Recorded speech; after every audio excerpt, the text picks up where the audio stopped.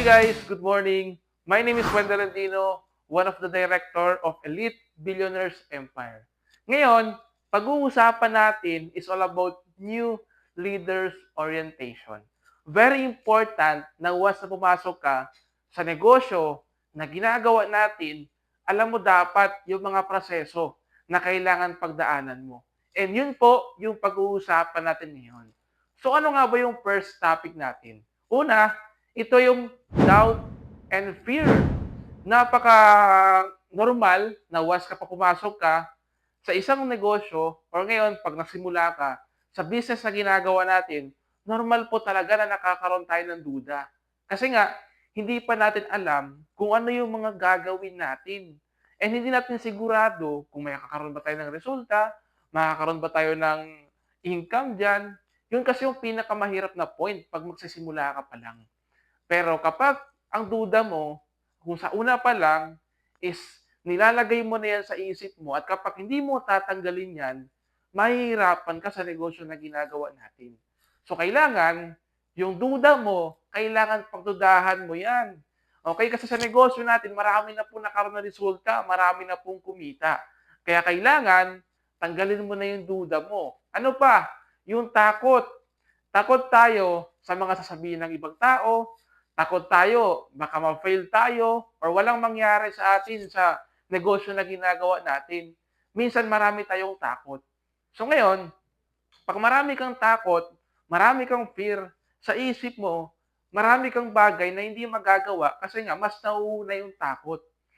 Minsan, alam mo yung kaya mo naman makaroon ng resulta, pero minsan takot ka dahil baka meron sabihin yung ibang tao sa'yo, baka merong, alam mo yung tipong mga ganong mindset, takot ka ma-reject, di ba? Normal na po yun sa negosyo na ginagawa natin.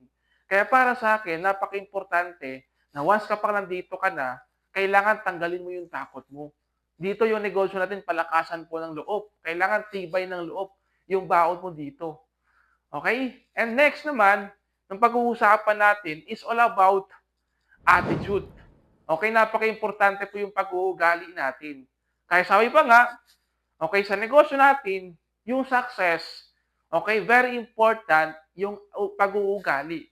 Kasi nga, sa 100%, okay, na kailangan yung 80% doon is meron kang maayos na pag-uugali. Yung 20% is yun ang skills na kailangan mo. So, kahit magaling ka, kahit marunong ka, kung wala kang maayos na pag-uugali, mahihirapan ka sa negosyo na ginagawa natin. So, kailangan, baguhin talaga natin yung mga ugali na hindi nakakatulong para makaroon ka ng resulta. Ano yun? Minsan meron tayong tinatawag na pride. Okay, marami tayong pride sa sarili natin. Okay, minsan ayaw natin makinig sa mga tao na tuturo sa atin. Yun po talang isa sa pinakamahirap na ugali. Kapag hindi mo tinanggal yun, mahihirapan ka makaroon ng resulta, mahihirapan ka kumita sa negosyo na ginagawa natin. So, kailangan, tanggalin mo yung pride. Ano yung papalit mo? Kailangan, makakaroon ka ng tinatawag na GLLA. Good Listening Learning Attitude. Kailangan meron ka ganun. Okay? Na dapat, marunong tayong makinig. Okay? At the same time, dapat natututo tayo sa mga tinuturo sa atin. So, kailangan meron tayong good listening attitude. Dapat yun ang maging ugali mo kung gusto mong kumita ng malaki sa negosyo na ginagawa natin. And ano pa? Okay? Next naman is all about belief. Napaka-importante pa yung belief. Okay, sa negosyo na ginagawa natin. Ano-ano ba yung mga belief na kailangan mo? Unang-una, dapat believe ka sa community natin. Kung nasaan team ka ngayon, di ba part ka ng team natin, ng community natin, okay, kailangan 101% makakaroon ka ng belief kung nasang grupo ka ngayon. At the same time, dapat meron kang belief sa system na ginagawa natin. Okay, yung sistema natin guys, ang dami na pong OFW. Ang natulungan, napawi for good, and the same time, kumita po talaga ng malaki. Kaya kailangan 101% believe ka sa sistema na ginagawa at the same time sa company natin. Alright? So ngayon naman, kailangan believe ka rin sa upline mo. Okay, kung sino yung tao na nagdala sa'yo dito, kailangan 101% meron kang belief dyan. Kasi yung upline mo, pinasali ka niya dito, nandito ka, hindi papayag yan na hindi ka kumita or hindi ka makaroon ng resulta. So yung upline mo, walang ibang intention sa'yo, kundi ang goal niya, kumita ka, matuto ka, makaroon ka ng resulta. So ano man yung tinuturo sa'yo ng upline mo, kailangan makinig tayo, sumunod tayo. Kasi walang ibang hangat yung upline mo, kundi makaroon ka ng resulta. Kailangan nakikinig ka sa upline mo. Believe ka dapat sa upline mo. Kung ano yung pinapagol niya sa'yo, 101% dapat believe ka sa kanya. At the same time, dapat believe ka din. Saan? Sa sarili mo. Napaka-importante na dapat makakaroon ka ng mataas na belief sa sarili mo. Kasi nga, kung kaya gawin ng iba na nakaroon ng resulta, kayang-kaya mo din. So, kailangan, kung meron mang isang tao, sa'yo pa nga, okay lang kahit walang naniniwala sa'yo. Basta ang importante, ikaw, naniniwala ka sa sarili mo. Sa'yo pa nga, kahit isa na lang yung naniniwala sa'yo, okay? Dapat ituloy mo pa rin. At yung isa na yon, dapat ikaw yun. Napaka-importante nun. Kailangan makaroon ka ng mataas na belief sa sarili mo na kaya mo din kumita, kaya mo din makaroon ng resulta. Wala naman talagang imposible. Believe ka din dapat, syempre, kanino pa? Sa God, kay Creator, di ba?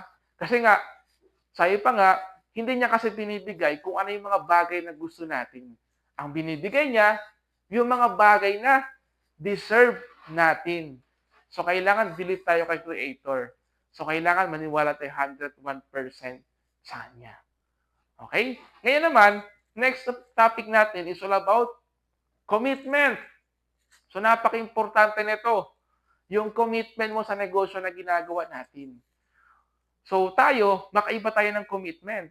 Okay? So, very important na once nandito ka na, okay, yung commitment mo dapat, gagawin mo to whatever it takes hanggat sa kumita ka, hanggat sa makaroon ka ng resulta, hanggat sa yumaman ka. Dapat ganun yung commitment mo. Na kahit ano man yung pagdaanan mo, kahit ano man yung mangyari sa'yo, 101% committed ka pa rin doon sa results na gusto mo, doon sa income na gusto mo, doon sa results. Yung, alam mo yung tipong yung pangarap mo, dapat doon ka committed, whatever it takes. Dapat I will do it whatever it takes. Dapat ganun yung mindset mo, ganun yung commitment mo. Na kahit ano man yung pagdaanan mo, kahit ano man yung mangyari sa'yo, tuloy mo pa rin yung negosyo. Okay? Napaka-importante ng commitment na yun. Okay? And at the same time, ito next topic naman natin is all about discouragement. Okay? Napaka-importante nito. Kasi nga, syempre, alam mo na, habang ginagawa mo yung negosyo, may experience mo talaga to. Lalo na pag ikaw, nasa abroad ka, or nasaan ka man ngayon, maraming beses mo to may experience. Yung mga discouragement. Saan? Unang-una sa family mo.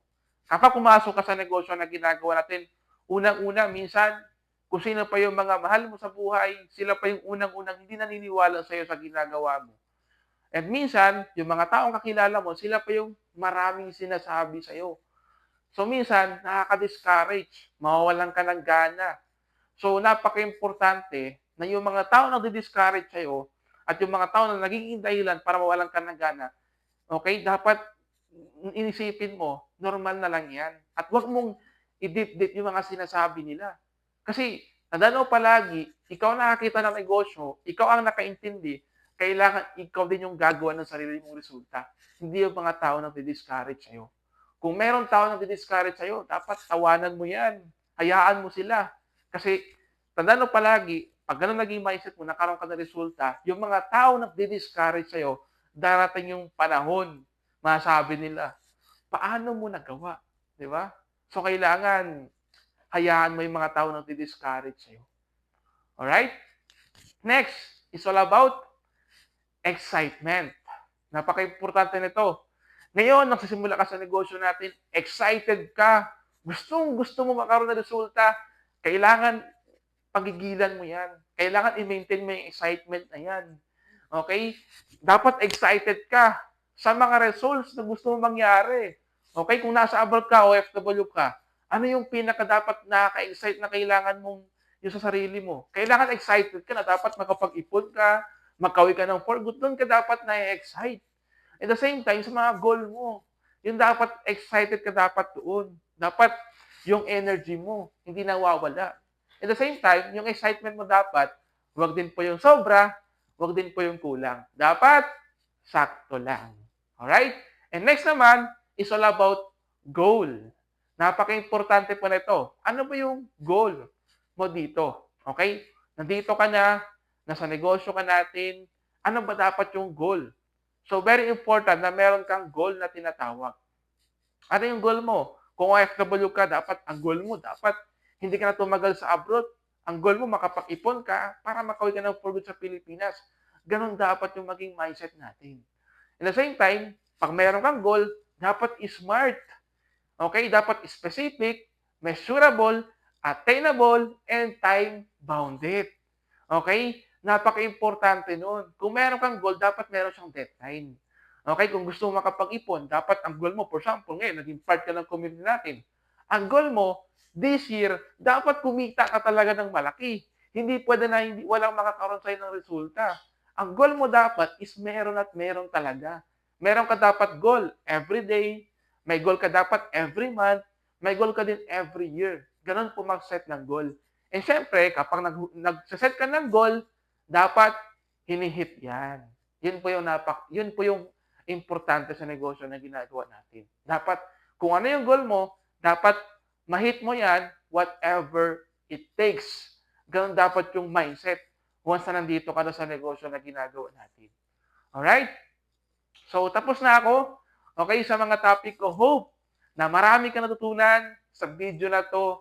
Guys, lagi niyo pong tatandaan, sa negosyo natin, ang resulta, ibibigay at ibibigay sa'yo kapag hindi ka sumuko. Kaya ang kailangan mo lang gagawin is tuloy-tuloy ka lang. Huwag mo lang hintuan yung pangarap mo. Again, this is Sir Juan Dalandino sending you love and good vibration.